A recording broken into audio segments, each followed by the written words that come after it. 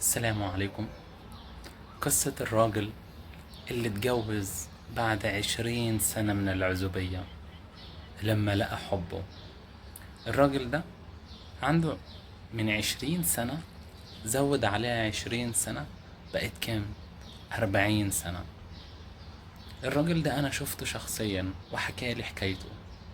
قال لي تعرف يا علي إني أنا آه كنت بدور على عروسة لغاية سن 33 سنة، بس مش لاقي. قابلت كتير يا علي بس مش لاقي.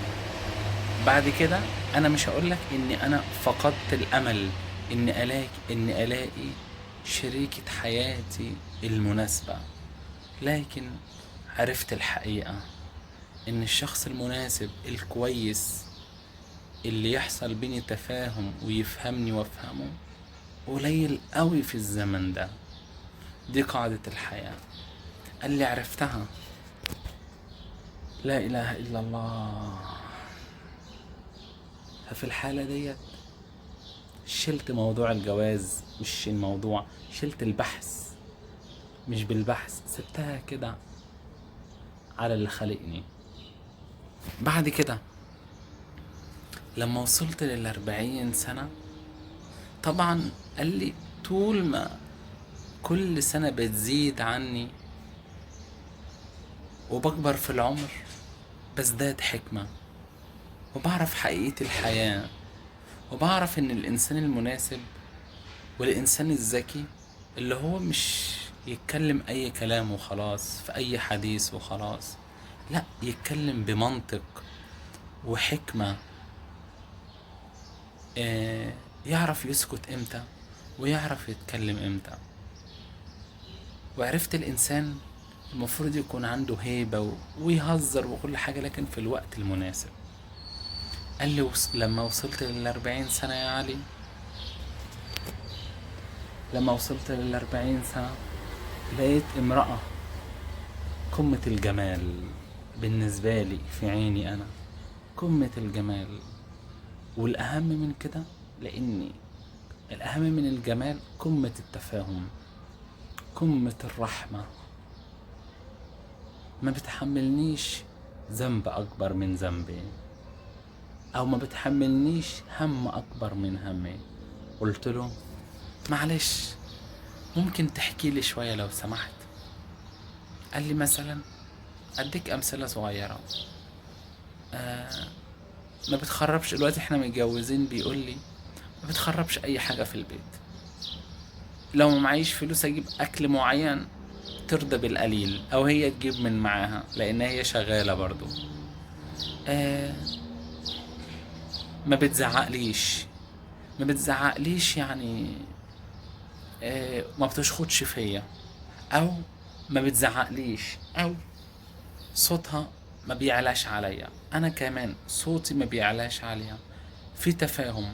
لو انا غلطان بتأسف، لو هي غلطانة بتتأسف. يا علي، قمة التفاهم، قمة التفاهم. وحسيت اني ال40 سنة اللي انا عشتهم، اني انا ما تأخرتش ولا حاجة. امتى اكون متأخر يا علي؟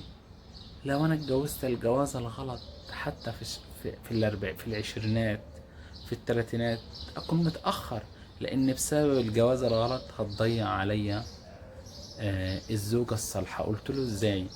قال لي تخيل انا لو كنت استعجلت واتجوزت على 26 او 30 او 25، كان زماني مخلف دلوقتي، وكان زماني في معظم الحالات اني متجوز الانسان الغلط وتعيس في حياتي الزوجية. ويوم من الأيام لو كنت لقيت الزوجة اللي أنا بدور عليها، حتى وصلت ل40 سنة، مش عارف أتجوزها. ليه؟ لأني متجوز ومخلف. لكن أنا خليت نفسي كده فاضي، حر، مش بتاع حد. ولما لقيتها وأنا عندي ال40 سنة ولسه شباب، لما لقيتها وعندي ال40 سنة فورا اتعرفت عليها، خرجت معاها، اتكلمنا مع بعض، حسينا ان احنا حبينا بعض بالاحترام والمودة والرحمة، وجعلنا بينكم مودة ورحمة. فدي كانت القصة الجميلة اللي أنا كنت عايز أشاركه بيها. والراجل ده نصيحة من الراجل ده، نصيحة لكل حد، لكل امرأة جالها عريس وعايزة تتجوز. لو انت ما لقيتيش الشخص ده هو المناسب ليكي، فرجاء ما تستعجليش انك تتجوزي علشان انت حاسة بالملل في العزوبية دلوقتي. واصبري. وانت كمان يا صاحبي، لو انت مش حاسس بالإنسان اللي قدامك ومفيش تبادل حب بينك وبينها، ومفيش تفاهم بينك وبينها، ومفيش احترام بين الطرفين. ما معنى الاحترام؟ الاحترام ان هي تخاف على زعلك، ان هي ما تعملش حاجة تزعلك، وانت كمان نفس الحاجة، تكونوا محترمين. وما أعظم الاحترام بين الزوجين، يأتي بالمودة والمحبة بينهما. دي كانت الرسالة اللي أنا عايز أقولها لكم.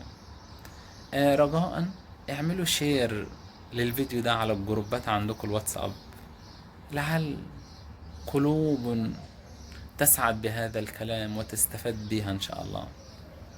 وللمزيد من الفيديوهات اشترك في القناة وفعل زر الجرس، وما تحرمونيش من تعليقاتكم الجميلة، وتدوسوا لايك للفيديو. تحياتي ليكم، علي جمال، اسطنبول، تركيا.